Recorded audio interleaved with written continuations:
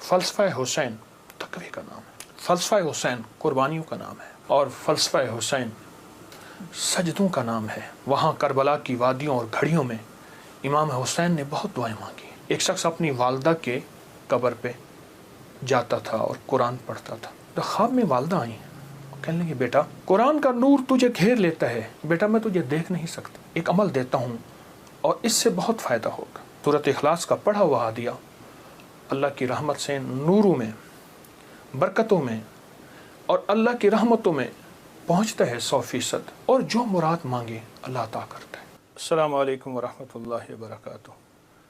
الحمد للہ والصلاۃ لأہلہا، اما بعد، اللہم صلی علی محمد عبدک ورسولک وصلی علی المؤمنین والمؤمنات والمسلمین والمسلمات، اللہم صلی علی محمد کما تحب وترضی لہ، اللہم صلی علی محمد وآل محمد۔ ہے آج بھی زمانے میں چرچا حسین کا، ہے آج بھی زمانے میں چرچا حسین کا، چلتا ہے ساری دنیا میں سکہ حسین کا۔ بھارت میں گر وہ آتا تو بھگوان کہتے ہم، بھارت میں گر وہ آتا تو بھگوان کہتے ہم، ہر ہندو نام پوجا میں جپتا حسین کا، ہر ہندو نام پوجا میں جپتا حسین کا۔ راون کی طرح مٹ گیا دنیا سے تو یزید، لیکن دلوں پہ آج بھی ہے قبضہ حسین کا۔ سر اپنا جو پٹکتی ہے پیاسوں کی یاد میں، لیتی ہے نام گنگا و جمنا حسین کا۔ جے سنگھ پناہ مانگے گی مجھ سے چتا کی آگ، جے سنگھ پناہ مانگے گی مجھ سے چتا کی آگ، مر ہندو ہوں میں ہندو ہوں مگر ہوں شیدا حسین کا۔ ہے آج بھی زمانے میں چرچا حسین کا۔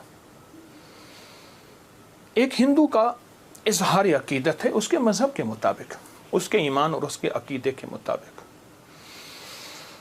محرم کی گھڑیاں تاریخ ہے ایک پیچھے، محرم کے مہینے کے تقدس کی، احترام کی، حرمت کی ایک پورا نظام ہے، اور محرم کے ساتھ امام حسین کی نسبتیں، حضرت حسین بن علی بن ابی طالب، ان کی نسبتیں بہت عجیب ہیں۔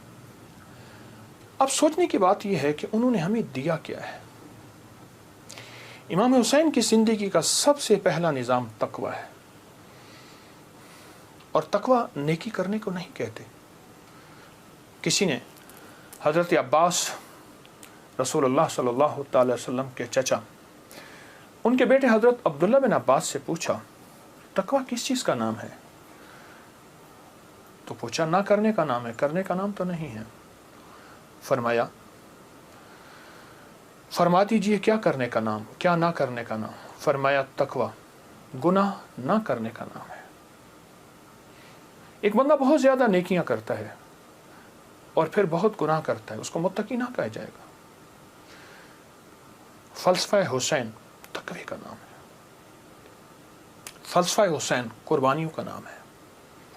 فلسفہ حسین پانی نہیں مل رہا، پیاس کی شدت ہے، میں اس جگہ کو جا کے خود دیکھ کے آیا ہوں، کربلا کی ان وادیوں میں، لیکن اس بات کا اس پیغام کا نام ہے کہ وہاں حرام نہیں چلے گا،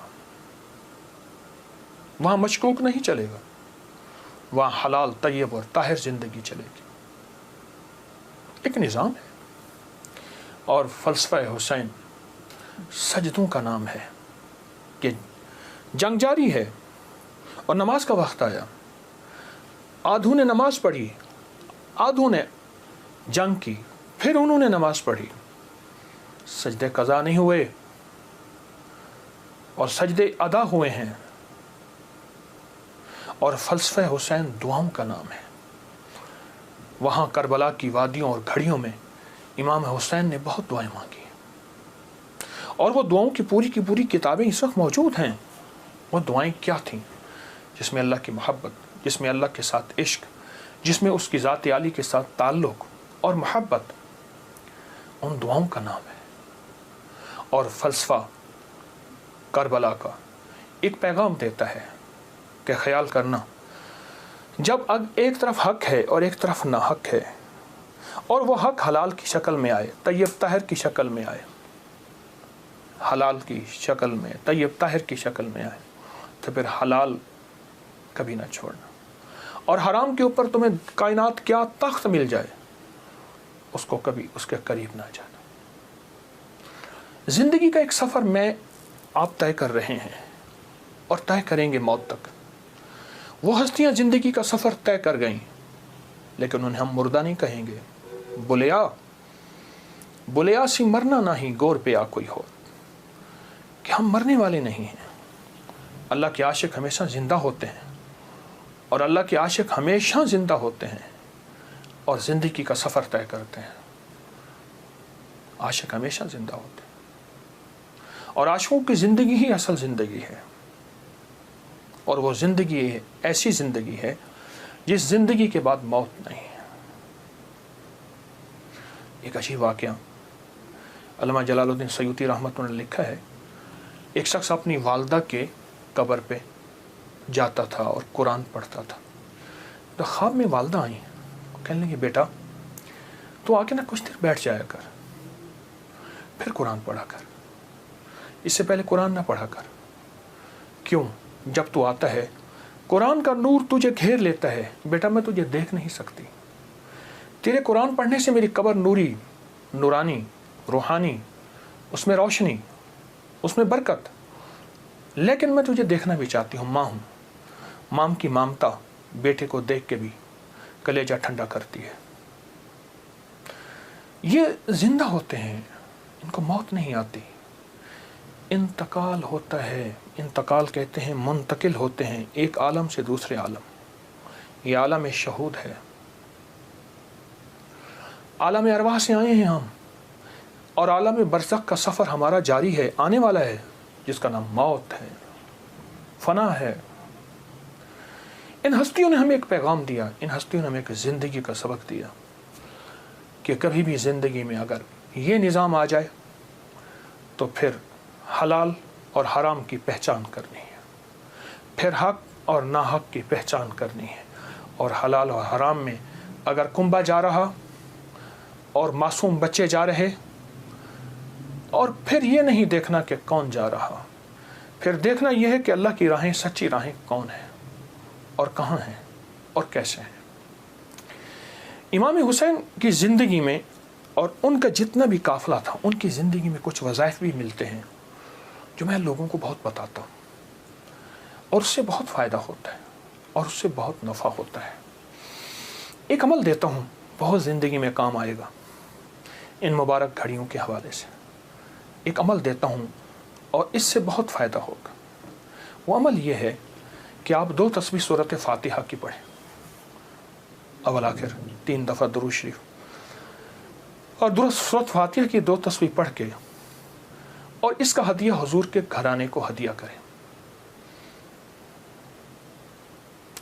اور اگر چاہیں تو 2 تسبیح سورۃ اخلاص کی پڑھ لیں، 2 تسبیح سورۃ اخلاص کی، اور اس کا ثواب حضور کے گھرانے کو ہدیہ کریں۔ اور یہ سورۃ اخلاص کا پڑھا ہوا ہدیہ اللہ کی رحمت سے نوروں میں، برکتوں میں اور اللہ کی رحمتوں میں پہنچتا ہے 100%۔ اور حضور کے گھرانے کو ہدیہ کریں، اور حضور کے گھرانے میں حضور کی بیویاں، بیٹیاں، داماد، نواسے، نواسیاں، یہ حضور کا گھرانہ ہے، اور اس حضور کے گھرانے میں یہ حسینی قافلہ بھی حضور کا گھرانہ ہے۔ ان کو ہدیہ کریں حضور کے گھرانے کو، اور جو مراد مانگے اللہ عطا کرتا ہے۔ اور یہ مسلسل عمل کرتے رہیں۔ آپ دن کے کسی وقت صبح شام 2 تسبیح سورۃ اخلاص پڑھ لیں، ہر دفعہ بسم اللہ الرحمن الرحیم 7 پڑھیں، اور اول آخر درود پاک پڑھیں، اور پھر یہ تسبیح آپ ان کی خدمت میں ہدیہ کر دیں۔ آپ کا کوئی مسئلہ ہے، آپ کی کوئی مشکل ہے، آپ کی کوئی پریشانی اور ناممکن ہے، اس مسئلے، مشکل اور پریشانی میں یقیناً آپ کے لیے خیر کی، برکتوں کی اور رحمتوں